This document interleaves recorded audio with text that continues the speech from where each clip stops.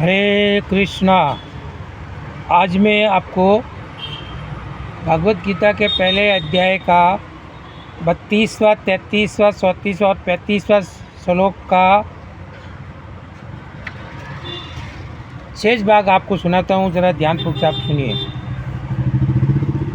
अर्जुन ने भगवान कृष्ण को गोविंद कहकर संबोधित किया, क्योंकि वे सर्वत्र इंद्रियों की समझ प्रशंसा के विषय हैं।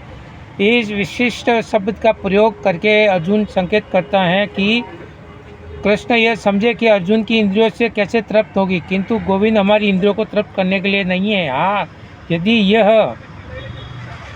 हम गोविंद की इंद्रियों को तृप्त करने का प्रयास करते हैं तो हमारी इंद्रियां तृष्ट होती हैं।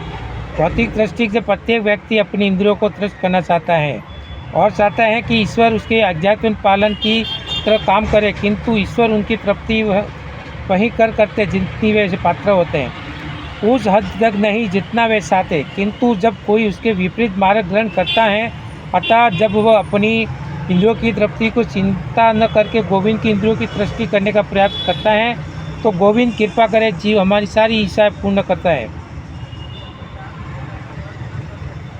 सारी इच्छाएं पूर्ण हो जाती हैं। और यहाँ पर जाति तथा कुटुंबियों के प्रति अर्जुन का प्रागट स्नेह असाध्य रूप से इन सबके प्रति उसकी स्वाभाविक करुणा के कारण कृष्ण अपने मित्र तथा परिजनों के समझ में जाता है, किंतु अर्जुन को भय है कि उसके सारे मित्र तथा परिजन युद्ध भूमि में मारे जाएंगे और वह विजय के पश्चात उनके साथ अपने वैभव का उपयोग नहीं कर सकेंगे।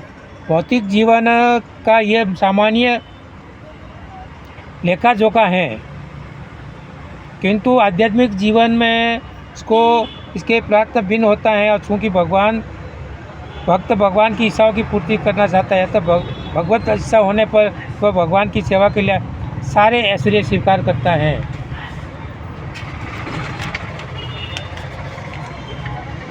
कर सकता है। यदि भगवत इच्छा न हो तो वह ऐसा भी ग्रहण नहीं करता है।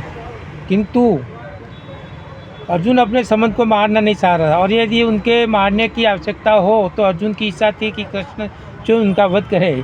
इस समय उसे यह पता नहीं कि कृष्ण उन सबको युद्ध भूमि में आने के पूर्व ही मार चुके हैं और सब उसे निमित्त मात्र है। इसका उद्घाटन अगले अध्याय में होगा। भगवान का असली भक्त होने के कारण अर्जुन अपने अत्याचारी बंधुओं से प्रतिरोध नहीं लेना चाहता, किंतु यह तो भगवान की योजना थी कि सबका वो वध हो। भगवत को उपयोग प्रतिरोध नहीं लेना चाहता, किंतु भगवान दृष्टि द्वारा भक्त के उत्पत्ति को सहन नहीं कर पाते। भगवान किसी व्यक्ति को अपनी इच्छा से क्षमा कर सकते, किंतु यदि कोई उनके भक्तों को हानि पहुंचाता है तो वे उसे क्षमा नहीं करते। इसलिए भगवान इन दुराचारियों का वध करने के लिए उद्यत व्यक्ति अर्जुन ने क्षमा करना चाहता है। हरे कृष्णा।